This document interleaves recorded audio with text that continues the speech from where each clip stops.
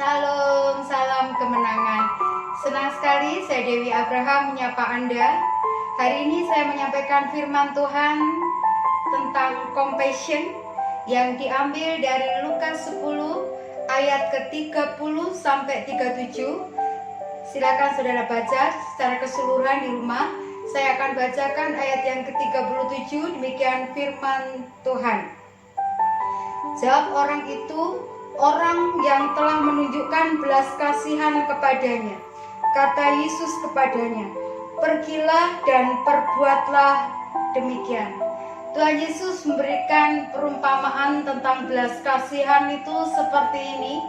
Ada tiga orang. Orang yang pertama itu imam, orang yang kedua itu orang Lewi, orang yang ketiga adalah orang Samaria. Yang namanya belas kasihan itu begini, mudah tersentuh, mudah terharu, mudah tergerak. Kalau bahasa Jawanya itu terenyuh ketika melihat kesulitan orang lain dan mengulurkan tangannya untuk menolong.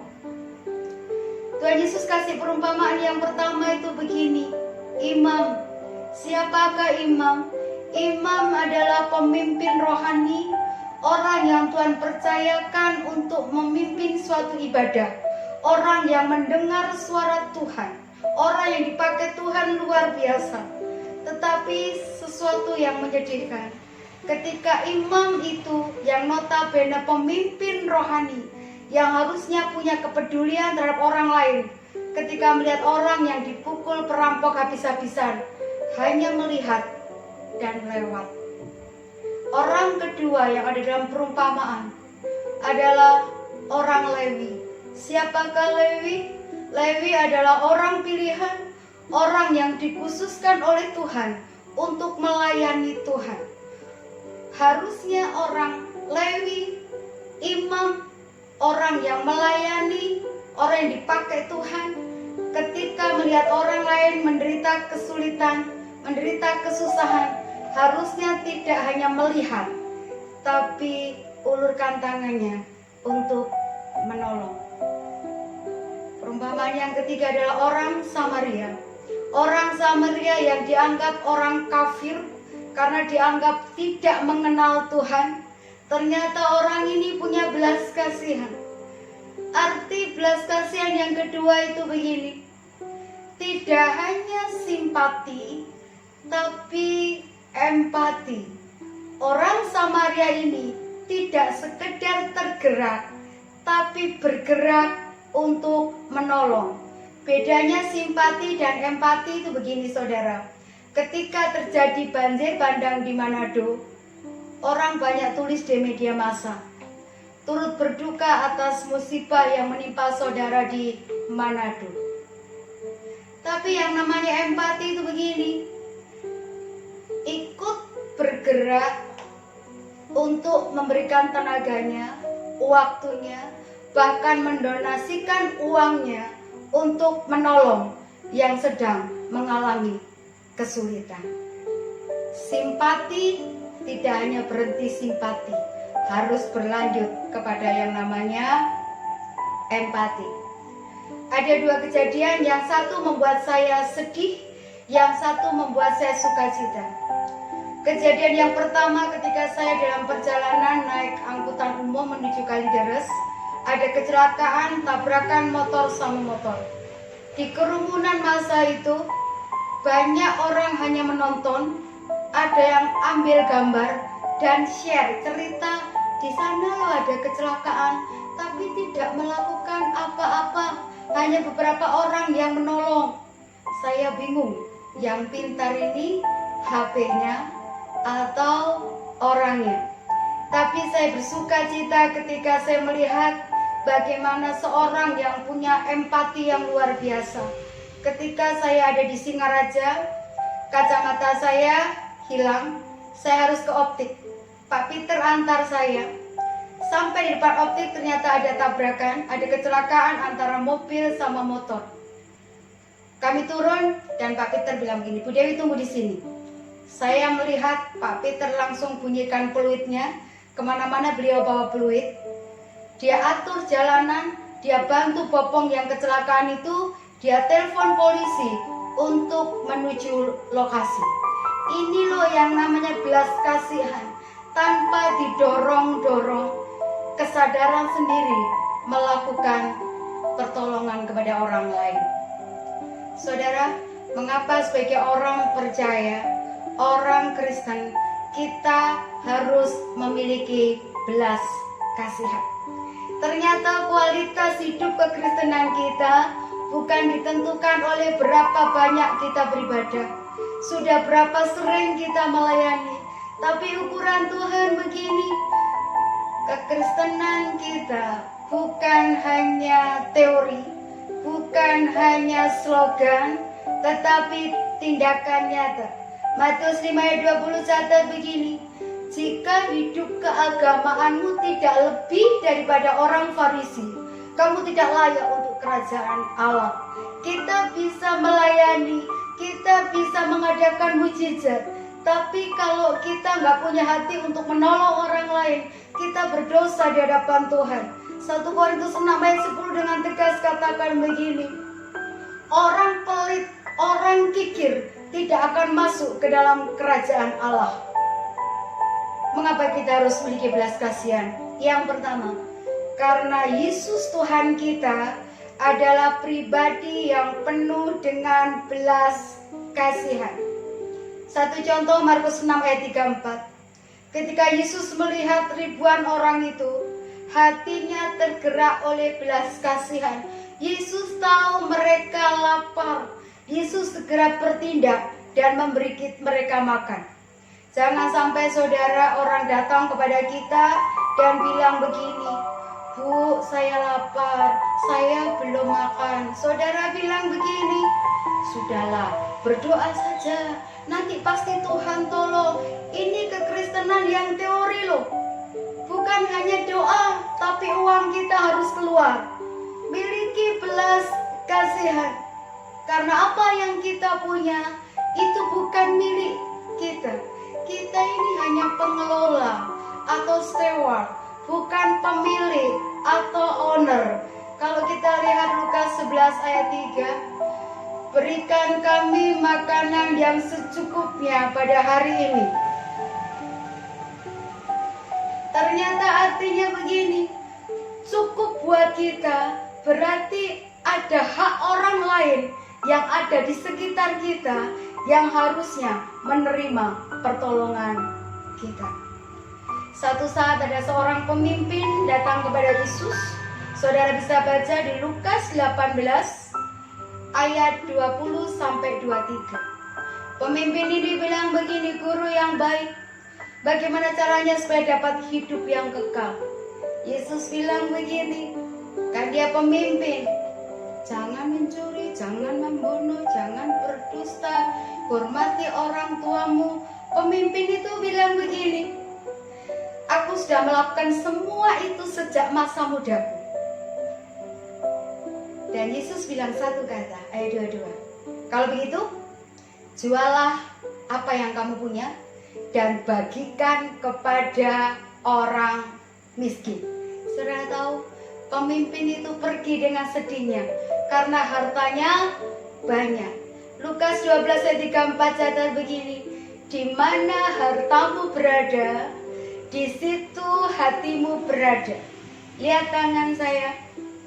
Kalau kita menerima berkat Tuhan dengan tangan yang terbuka, menyalurkan kembali apa yang Tuhan percayakan dalam hidup kita, berkat itu akan terus mengalir.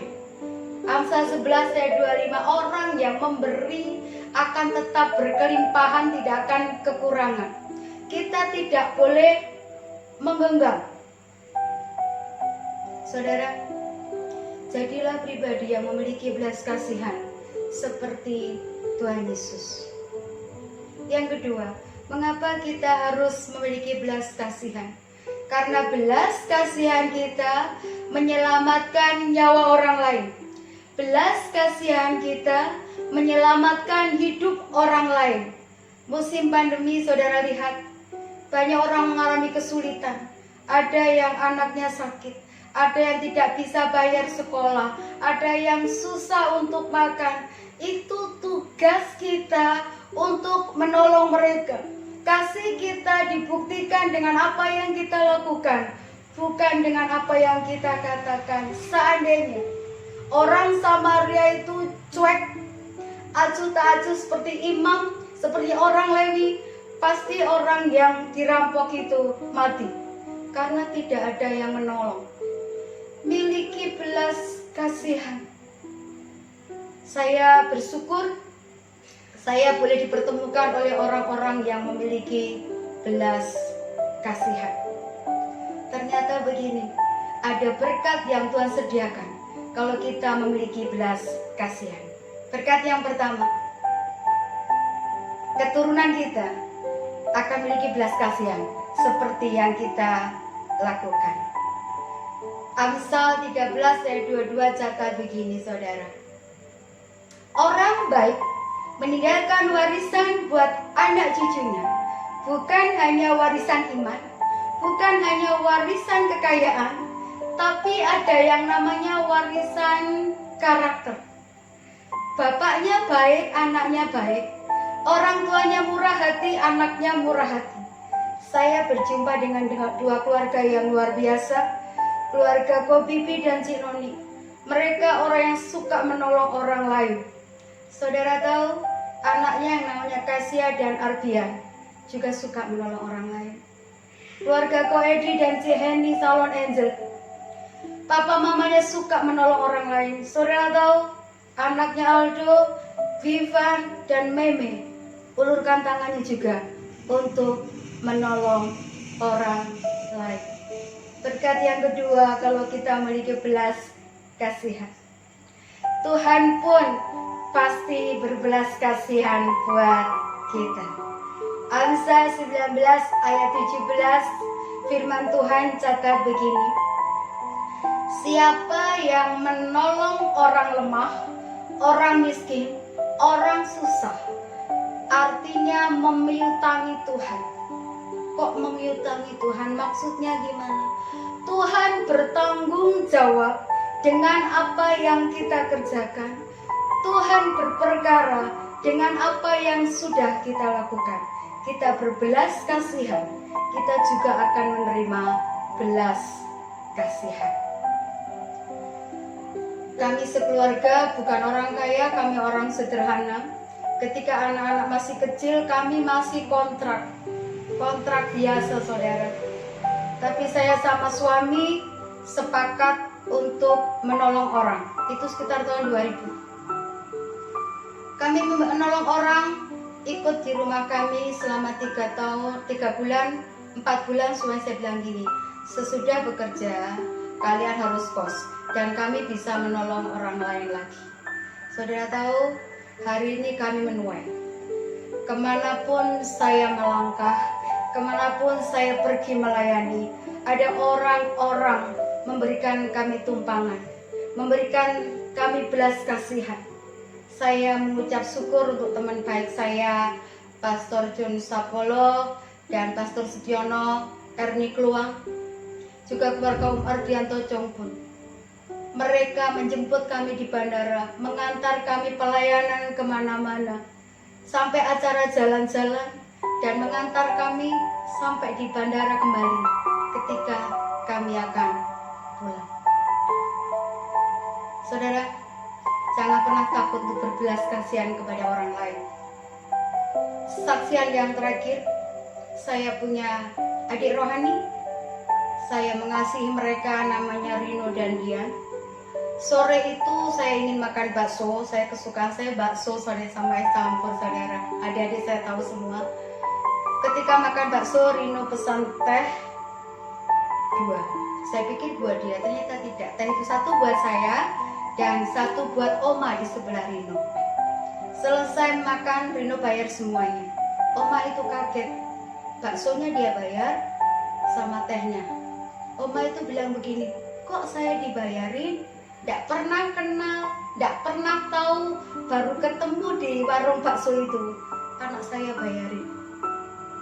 Rino bilang gini, tidak apa-apa Oma, Saudara tahu, Oma itu matanya berkaca-kaca dan bilang begini, terima kasih Tuhan Yesus yang balas. Di perjalanan saya bilang begini, Rino kamu keren banget, kamu punya hati yang mulia.